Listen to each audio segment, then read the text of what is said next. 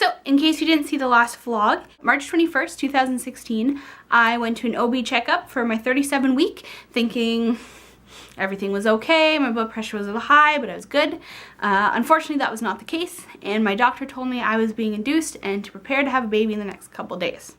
As soon as I left the doctor's office and got outside, I just broke down and started bawling. Luckily, my husband was with me. I was scared because at this point it was not so much damage to the baby, but to my own health. That kind of was a little unexpected.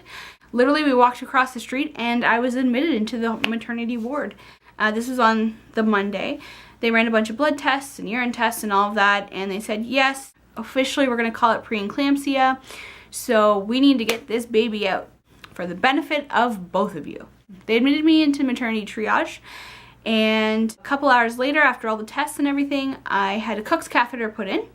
If you don't know what that is, it's essentially two little balloons that go in, one above your uterus, one below it, and they blow them up, and this sort of helps stretch out your uterus to make it a little thinner, because I was only 37 weeks and I was only 1 centimeter dilated, and it had not really begun to thin too much yet. So that was the first step. They left it in, I believe, for 12 hours. Middle of the night, I believe 2 o'clock in the morning, they came and took it out on the Tuesday morning. And at that point, the doctor said, okay, so here's the deal. We are going to move you to your labor room. You are officially 4 centimeters dilated. But what we're going to do is we're going to let you sleep tonight. We're going to let you eat breakfast in the morning. And then we will begin to induce labor further and give you the oxytocin. So I had my parents come and they picked my husband up. Luckily I had the hospital bags and everything ready to go. So he went and picked them up, and we got an okay sleep that night, ready for the next day. I had the IV put in and they started the oxytocin. To be honest, it didn't do too much at first for the first couple hours. Eventually, by I believe supper time, we had gotten to 6 centimeters. And so the doctor said, you know, we'll just kind of keep an eye on it, see what's happening. The whole time they were also keeping their eye on my blood pressure, and my blood pressure kept going up and down, up and down, up and down.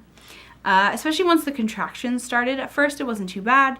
You're like, okay, I can handle this, I can handle this. You do start to feel some contractions with the Cooks, but they weren't that intense. She did have us for a couple hours record the duration of them and how far apart they were, just so they had kind of a viewpoint to go from. But once the oxytocin started and they started getting worse, I did opt for an epidural. I was told, however, that even if I didn't want one, I was going to have one anyway because of my blood pressure, and just in case I had to have a C-section. So, oxytocin starts, doesn't do anything for hours and hours and hours. I'm stuck at 6 centimeters for some reason. I can't get past 6 centimeters of dilation. Like 8 o'clock or something, my family comes up, they visit me, they're like, hey, how you doing? And I still can't get past 6 centimeters. So my parents, after a little while, leave, and doctor comes in just right after, actually. And my parents hadn't even left. They were still in the lobby of the hospital getting some Timmies and some coffee. And the doctor comes in and says, by the way, you are 10 centimeters. So prepare yourself, we're gonna start pushing. Had the epidural and the IV and everything going by this point. The contractions were getting quite strong, and I could start to feel the pressure and kind of the want to push. So they're like, all right, it's go time. So started pushing. I ended up pushing for 3.5 hours, and the doctor would come in every hour or so and check to see the progress of the baby. I could not get past 0 station, like where the spines are. Could not. The baby's head would not come. And the top of his head kept coming and coming and coming. So they were just like, all right, this is not going to work. We got to get this baby out. His head is going to be ridiculous. And it's already very coney. And your kidney is really not doing well, so we need to get this baby out. So after 3.5 hours of pushing, they prepped my husband and I had to go in for a C-section. And this was at like 2 o'clock in the morning or something like that. Went into the operating room. It actually went okay. It was really quick. And at 2:23 in the morning, my little buddy was born.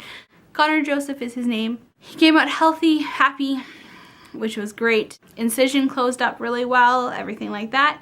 And so the actual birth itself did go quite well. So we got him on, we did skin to skin for an hour, he latched and ate right away, which was great. Got to our room.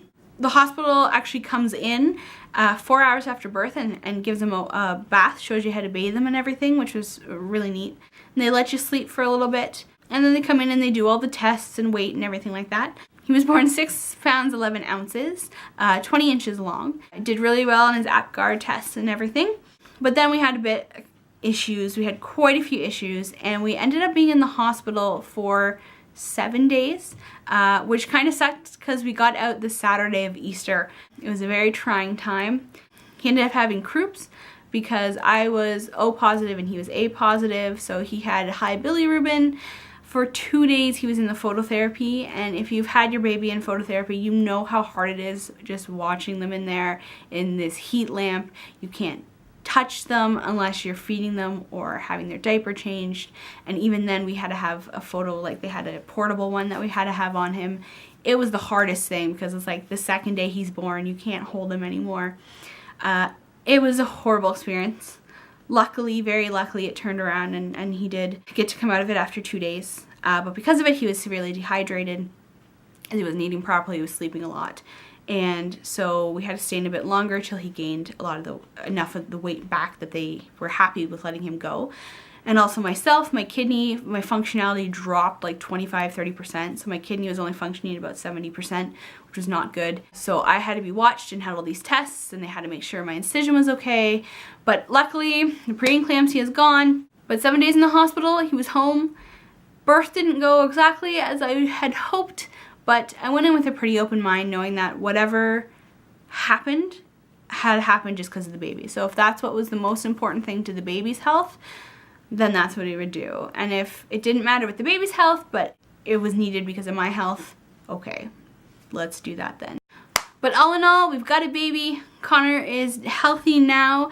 I'm back to good health, and we'll see you for his 1 month update.